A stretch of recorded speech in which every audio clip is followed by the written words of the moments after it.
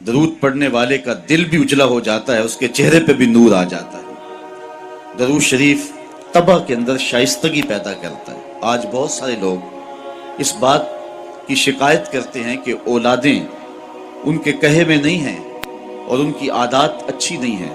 اگر آپ چاہتے ہیں کہ ان کی طبع میں شائستگی اور جمال پیدا ہو جائے اور ان کی عادات میں حسن اور نکھار آ جائے تو ان کو درود کی تسبیح دو۔ نتیجہ کیا ہوگا کہ ان کی عادتیں خود بخود سنورنا شروع ہو جائیں گی اور آپ چند دنوں کے اندر دیکھیں گے اور ایک اچھے اور پاکیزہ انسان کی صورت میں نشو و نما پا رہے ہیں۔ درود شریف انسان کی صلاحیتوں کو جلا بخشتا ہے، انسان کو ذکاوت، ذہانت اور اس کو فہم و ادراک کی دولتوں سے مالا مال کرتا ہے۔ درود شریف کی یہ تاثیر بھی ہے کہ اس سے زبان میں اثر اور رس آ جاتا ہے۔ کسی نے اقبال سے پوچھا تھا کہ تیرے شعروں میں یہ شہد کہاں سے آ گیا؟ جو سخنور ہیں وہ جانتے ہیں کہ غالب کو اقبال سے بڑا شاعر سمجھا گیا ہے، جو حسن اور جو معاملہ بندی تغزل میں اور تراکیب کے استعمال میں جو حسن وہاں پایا جاتا ہے وہ اسی کا جو ہے وہ خاصہ ہے، لیکن جو عزت، جو تکریم اور جو شان اقبال کا مقسوم ہوئی وہ غالب کا مقدر نہ ہو سکی۔ تو یہ بات کسی نے اقبال سے ہی پوچھا، یہ بات پوچھی کہ حضرت یہ بات سمجھ میں نہیں آتی کہ آپ کے شعروں میں اثر اور شیرینی کہاں سے آئی؟ تو اقبال نے جو جواب دیا وہ سننے کے قابل ہے۔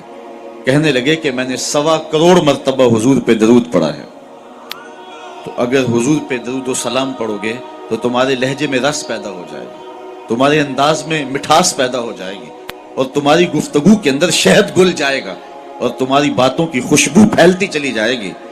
درود شریف کی بہت بڑی فضیلت یہ ہے کہ درود پڑھنے والا سب سے زیادہ حضور کی قربت پانے والا ہوتا ہے۔ آقا کریم نے فرمایا قیامت کے دن میرے سب سے نیڑے وہ ہوگا جو سب سے زیادہ میرے اوپر درود پڑھنے والا ہو۔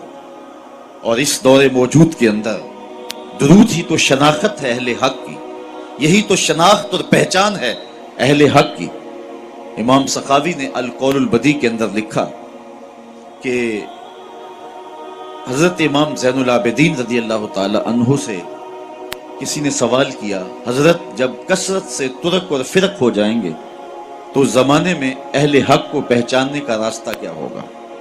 جب ہر شخص اپنی طرف کھینچ رہا ہو اور قرآن و حدیث سے دلائل فراہم کر رہا ہو، ایک عام آدمی تو سمجھ نہیں پاتا کہ حق پہ کون ہے اور باطل پہ کون ہے۔ ہر شخص تو قرآن کی بولی بول رہا ہے، ہر لفظ کی، ہر شخص کی زبان پر تو حدیث رسول کا وظیفہ ہے، اور 72-73 لوگ ایک آدمی کو کھینچ رہے ہیں۔ کبھی آپ نے لاری اڈے پہ دیکھا ہے جو کنڈکٹر حال کرتے ہیں سواری کا، ایک بچہ کھینچ کے لے گیا، دوسرا سامان کھینچ کے لے گیا، تیسرے نے خاتون کو بازو سے پکڑا ہے اور اپنی بس کی جانب کھینچ رہا ہے، تو بعض خواتین غصے میں آتی ہے اور کہتی ہے ہم نے کہیں بھی نہیں جانا، حالانکہ جانا تو کہیں ہوتا ہے، لیکن اتنے لوگ اپنی جانب اس انداز سے بلا رہے ہوتے ہیں کہ سر چکرا جاتا ہے۔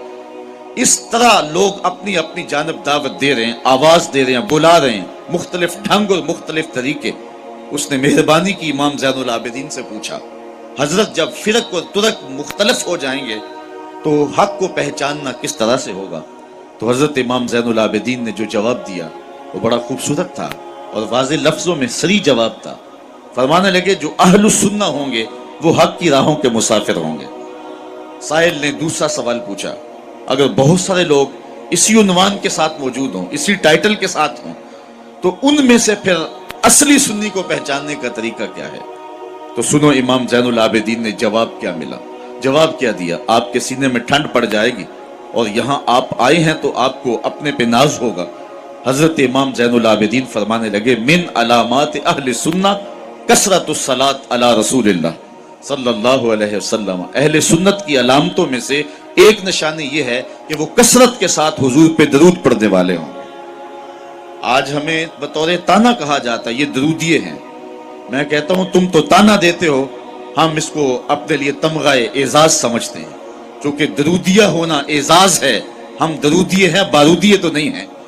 تو حضور علیہ السلام پر کثرت سے درود و سلام پڑھنا یہ حب رسول کو سینوں میں پیدا کرنے کا مؤثر ترین ذریعہ ہے۔ دوسری بات، अपनी नस्ल को, अपनी औलाद को, आने वाली नस्ल नौ को हुजूर अलैहिस्सलाम के फ़ज़ाइल व मनाक़िब और हुजूर की अज़मतों के बाब सिखाओ, ताकि उनके सीनों के अंदर हुजूर अलैहिस्सलाम का प्यार पैदा हो। अगर औलाद को यह कहा जाए कि नबी दीवार के पीछे भी नहीं जानता, तो बताइए कि औलाद के सीने में नबी का प्यार पैदा होगा? औलाद आज नहीं तो कल सवाल करेगी कि साइंस का उरूज और बांकपन यह है कि वो पहाड़ों की तहों के अंदर छुपे हुए सोने और चांदी और उसकी मिकदार को भी देख लेते। जमीन की कूक के अंदर जो छुपा हुआ तेल है और कोयला है, साइंस उसे भी देख रही है। तो क्या साइंस ये बांकपन और ये उरूज रखे कि वो पहाड़ों की रगों के अंदर सोने के जर्रात कितने फीसद हैं ये भी देख ले, और नबी दीवार के पीछे भी ना देख पाए, तो आने वाली नस्ल को क्या जवाब दिया जाएगा? तो आने वाली नस्ल को कहा जाए कि ऐसा नहीं है, अगर किसी ने ये लिखा है तो अंधेरे में बैठ के लिखा है, बात दीवार की नहीं है। और नबी तो नबी रहा।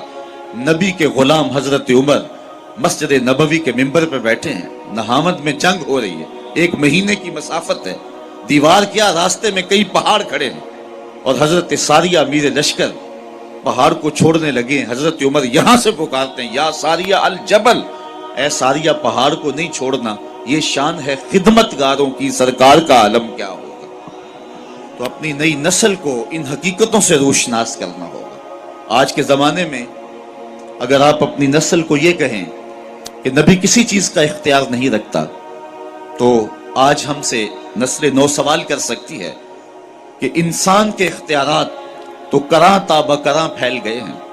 आज इंसान ने जमीन की तनाबें थाम ली हैं, सूरज की शुआओं को मुसख्खर कर लिया है, पानियों पे कब्जा जम गया है, एटम का कलेजा चीरा जा चुका है, चांद की छाती रौंदी जा चुकी है, और मरीख के सफर की तैयारियों में है इंसान। इंसान ने पूरी दुनिया को ग्लोबल विलेज बना लिया है। आज इंसान का बांकपन, उसके तसर्रुफात और उसकी पहुंच देखने वाली है।